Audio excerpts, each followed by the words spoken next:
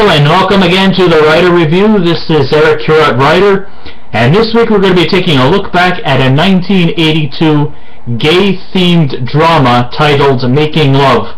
Now, Making Love was directed by Arthur Hiller, and it was produced by Alan Adler and Daniel Melnick.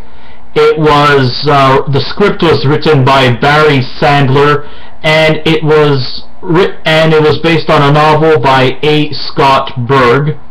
The music score was done by Leonard Rosenman, and the cinematography was done by David Walsh, and it was edited by William Reynolds. It runs for 113 minutes long, so I'm assuming an hour and 53. And it stars Michael Ontkean, who reunites with Kate Jackson, who were in the 70s crime drama series The Rookies. Kate Jackson also is famous for her role as Sabrina Duncan on the TV series Charlie's Angels. We also had Harry Hamlin, and Mr. Lomax himself, the dead man, Bernie Lomax himself, Terry Kaiser, also stars in this movie as well. Now, what did I think of this movie? Even though this may be one of the earliest efforts to implement a positive message of homosexuality made during a time when gay culture was not fully accepted in society. However, the movie Making Love was actually a very bad movie as a whole. And I'm not saying this to be homophobic, because if I was homophobic I would have just completely dismissed the movie and not even thought for 1 second of ever seeing it. So let's get that straightened out. The only thing that really made this movie worthwhile is that homosexuality was not stereotyped, and that the characters were real and refrained from any possible cliches that the gay community has been brutally condemned over the past few decades, and it still even lingers on today. Michael Ontkean stars as Dr. Zach Elliott, a very popular doctor who seems to suffer from an eternal insecurity and uncertainness due to his hidden sexual attraction with other men. He is just desperately wants to tell his uber heterosexual wife, who's also a very successful executive producer, her name was Claire, that he doesn't have feelings for her. In fact, he doesn't have feelings for women. He has feelings for men. But he's afraid to step up to talk to her. That was the main focal point of the story. Both Zach and Claire are pretty much in their late 20s. We see them in the opening scenes moving into a big fancy mansion in Los Angeles. They are really prepared for their future, as seems like to them everything is coming up roses, except for one thing that's missing from their lives. She wants kids. She especially wants a son, and because of her reading poetry based on Rupert Brooke, she wants to name her son Rupert.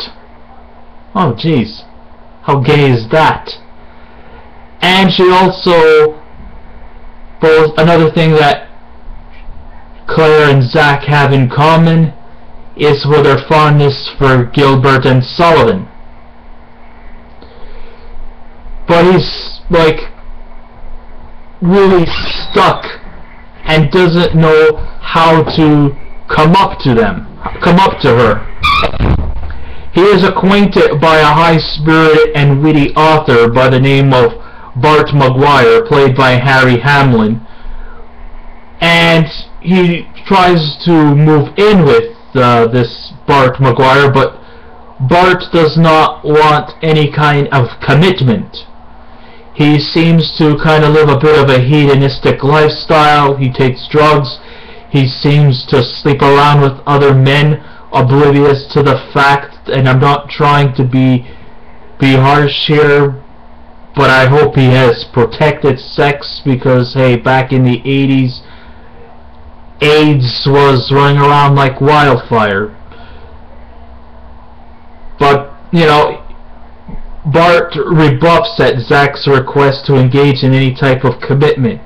So caught in the middle of this overextended soap opera is television executive producer Claire, and she just wants to have a family with Zach. Now, here are some of the things that went wrong, and we're going to start off with the smallest rants before I work my way up to some of the bigger ones. I can't say that I have ever been to a gay bar, for two reasons. Number one, I'm not gay, and number two, I am not an alcoholic. So I really can't comment on what activities take place there, because it's practically none of my fucking business. But the gay bars depicted in Making Love don't seem that much different than any other bars that I've been in. The only thing I see in this gay bar is, you know, men passionately caressing each other's shoulders and holding each other's hands. And yet even those little small scenes seem forced and contrived. It's like Mr. Hiller is telling them, okay, we're doing a camera shoot. I want you to hug this guy's hand and do a little passionate kiss. Alright, got it? Perfect. Now go pick up your chicks and get the hell out of here. That's the thing I saw in this movie. That's just some of my observations, and that's kind of like what I felt in this movie. Every scene kind of looked forced and contrived, and it didn't seem real in that kind of sense. I don't see any of the patrons kissing each other. I mean, if they're going to make a film where homosexuality is accepted, what is there to be afraid of? Sure, there's some necking, but what's the use of having a gay bar if no one's actually bold enough to go all the way? And that was just a minor quibble about this movie. The main letdown about Making Love is that every scene seems to be false and superficial. The script by Barry Sandler, based on a novel by A. Scott Berg, was so badly executed, it feels as though it was almost non-existent. Almost everything was ad-libbed. I don't know what I hated more, the forced dialogue or the script. Maybe I guess the script, because it was unoriginal. It was practically just every page taken out of Mr. Berg's book. Mainly because the acting was bad. I think the only performer that may have shed a bit of panache is from Harry Hamlin, who was probably the only interesting character in what was given to him. Most of the other characters were practically wooden and were just like they were reading off cue cards. There was no personality. If I wanted to see something dramatic, why don't you at least show some charisma? Most of the characters in this movie were not very charismatic, whether you were heterosexual or homosexual. At least Harry Hamlin had a little bit of character in him, and he was like the only lone savior from making this movie utter trash. Many of the people, of course, had claimed that this is the first film to represent gay culture in a more positive light. Okay, I'll admit that we don't look at gays as being effeminate, flamboyant caricatures whose jobs seem to mostly be hairstylists or interior designers. But the purpose goes way overboard, and the characters just don't have any dimension to them, which makes them wanton and mundane. Now, if this was a romantic drama, there has to be a feeling of realism in the characters. There really was no romantic interludes within the characters, major or minor. Just some little necking and some empty breezes, but that does not qualify as a romantic drama.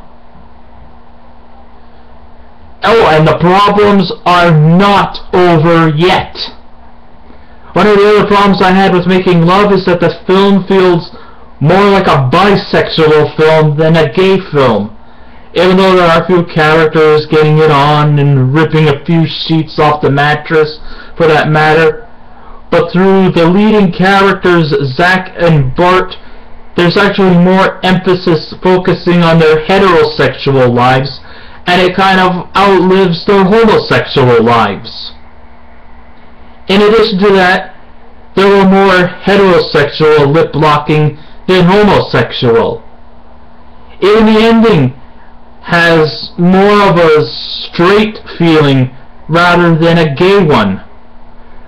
At the end of the movie, we see that Claire has now moved on years later. She has another man. Zach comes over from New York City. He's found himself another hobby in New York City. He goes to Los Angeles to attend a funeral of a longtime friend of theirs. And, he comes and he stops by to check to see on her. As he was about to go back to his car and drive back to the airport or something, going back to New York City, she looks starey at him, like she still has some kind of a mutual feeling for him. But in reality, she would have just told him to, fuck off and move on with your life. Another thing I also had that do not make this movie very recommendable was the concerns about gay lifestyles seem to be invisible, as this film ignores the fact that gays in the 1980s were not well received in society, and it often felt alienated by those surrounding them. Hey, look, we're talking the 1980s, when homosexuality, where gay people were the new N-word. In the 50s it was blacks, in the 60s it was Hispanics, the 70s and 80s the most ostracized societal people were homosexuals. But I could have expected to see, the odd homophobic character coming around, maybe telling them, to get a room, you bunch of faggots, or something like that. That would have been a lot more plausible. I mean, I know it was trying to create more of a positive image, but we could use, some kind of homophobic antagonist to make at least the story just a little bit more interesting. And I could have been more than happy to accept some character like that. It just didn't happen. It was like they were all living their normal lives, and making their lives seem like it's fine. But the reality is that in 1980 or in the 1980s, homosexuality was not cool at the time. It was, people were bashed, people were picked on, I mean, we could use an antagonist. Every movie at least needs an antagonist. There was no antagonist in the story. The movie just dragged along for almost its 2-hour duration. The only scene that kind of deals with such concerns was when Bart mentions that his father tried to get him interested in the manly sport of baseball, but even that doesn't qualify as a standpoint to the issues regarding gay culture. Well, it's not like this movie was actually the start of the opening to gay culture. In the late 60s there were films like The Detective and The Boys in the Band that had concerns about gay issues at a time when homosexuality was completely unaccepted to the point where it was sinful. Making Love doesn't deal with gay issues and concerns, and in the end it just serves as nothing more than an overextended soap opera, which seems apropos to the 80s, during the time where substance was almost extinct. I can't rate this film very high because of the many faults that come with it, and I'm afraid that I may never want to see this movie ever again. So if I was to give this a scale out of 10, I might be being a little generous here, but I have to only give it a 5. So I guess this ends my writer review. Thank you all for listening. If you have any questions or comments, feel free to write in. Remember, be kind, be courteous, and I will be back again with another movie. So until next time, take care of yourself, keep watching those movies. Goodbye.